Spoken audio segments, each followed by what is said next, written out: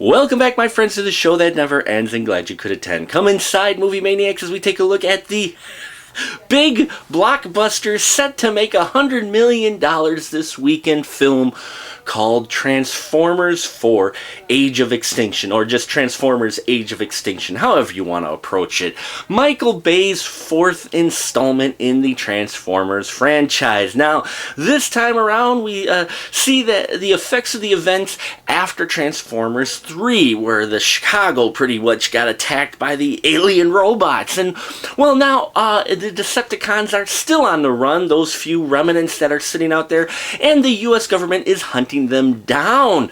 But they're also hunting down Autobots as well. That's right, all robots, because according to Harold Attinger, they don't belong on this planet. And Harold Attinger is played by Kelsey Grammer. And so we see when one inventor slash mechanic happens across this old semi-truck, and it turns out to be Optimus Prime, who, along with his other fellow Autobots who've been in hiding, go on a quest to reluctantly protect the human race.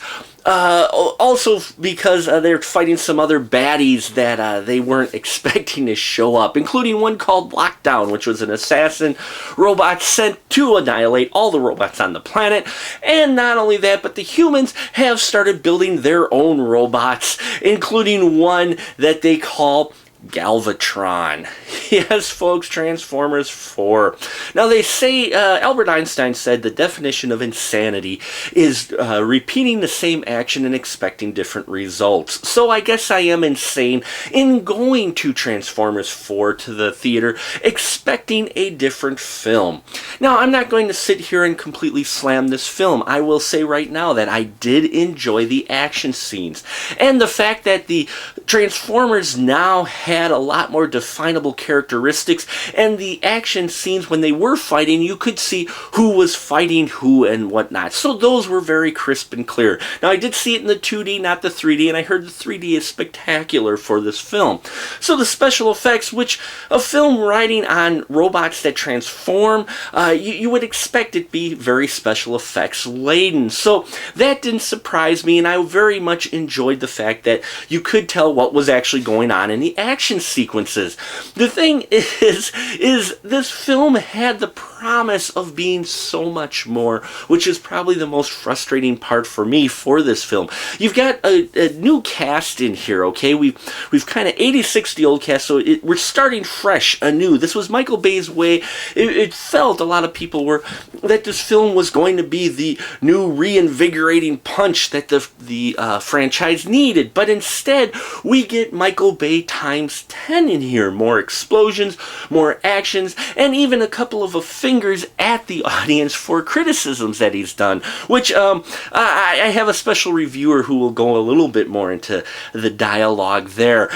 But I just, it's sad, really, because this film felt like it was more of a treatment script being shot from than a completed script. It's like they had all these ideas that they wanted to do into this film, and they nail each one of these ideas, these one-sentence ideas, but they're never quite fully developed. So it gives it kind of this scattergram of a plot, It really felt like they tried to do too much. They could have done just something with Lockdown, hunting down the Autobots with this secret shady government.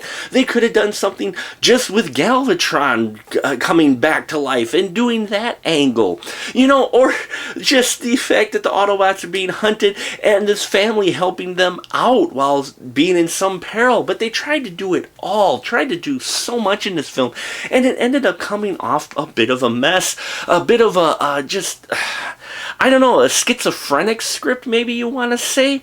Now, you can tell there were parts in here where Michael Bay was trying to do something different, but it really just fell back on its old laurels, and it's just following that same presence that all these action films seem to be going, though, is this more destructive action than the previous film.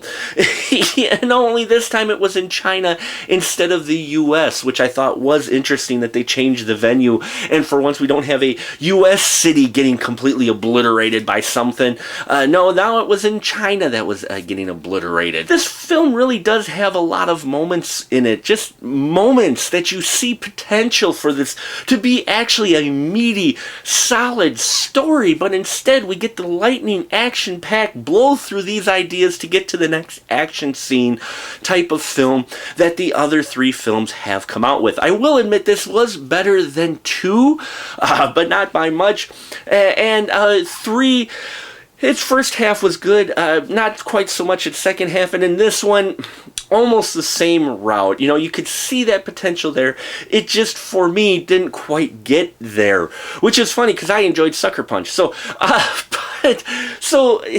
I still could only give Transformers Age of Extinction 1 stub, okay? I did enjoy the Hound character. I did enjoy the Transformers actually having more distinguishable characteristics and differences among them, and the fact that you could see what was going on more. You know, even the Dinobots were actually pretty cool. They were better in the film than taken out of context in the trailer, but in the end, you still just get this mess of a script that really doesn't feel like it goes anywhere and accomplishes anything except near the end where it sets up for the next 2 films. So go see it. If you were a fan of the other 3 films, you're probably going to really love this. If you are a Transformers fan of old G1 thinking this is the reboot that you needed, well then you're going to be sadly disappointed. But you don't have to take my word for it. Well, I think Transformers 4 was a really badly done movie because at the beginning, the story was kind of like twisted and messed up, and it was a bit confusing. And during the end, the storyline just like focused on one of those things, and then they added a bunch of other stuff that they didn't introduce earlier. So it was just really badly done. The only thing good was the actual fighting, since they did that really good, but like the storyline was just bad. I liked the big green one that had the bullet cigarette. Oh, Hound? Yeah. This was probably one of the worst movies I have ever seen. Well, the storyline, they had to introduce a whole bunch of stuff that they really didn't need to, and a bunch of random stuff would pop out of everywhere. Oh, what about the human characters? You said something earlier about the daughter character. Why don't you tell me about that? She was like a stereotypical teenager. She was whiny, and she screamed a lot. And whenever there was any sort of fighting, she'd run, and also she can't even walk across a rope to get to safety. I liked how throughout the entire movie, I could use quotes to describe the movie. For an example, it's like the company said, "This is a bad idea, but we love bad ideas." And at the beginning of the movie, they were talking about how sequels are terrible, so that explains this movie right away. I would have actually given this a higher rating if they did nothing but the fight scene, even though that wouldn't have made sense. I gave this a half a stub that's been chewed and burned before and thrown into the garbage. And there you have it, folks. Reviews from the target audience, the PG-13 crowd, and what they thought of it. I didn't put them up to it. That was what they exclaimed as soon as the credits started rolling before I even had a chance to say anything. So there you have it from the mouth of babes. Thank you so much for watching. And remember, till next time, folks, keep that ticket stub.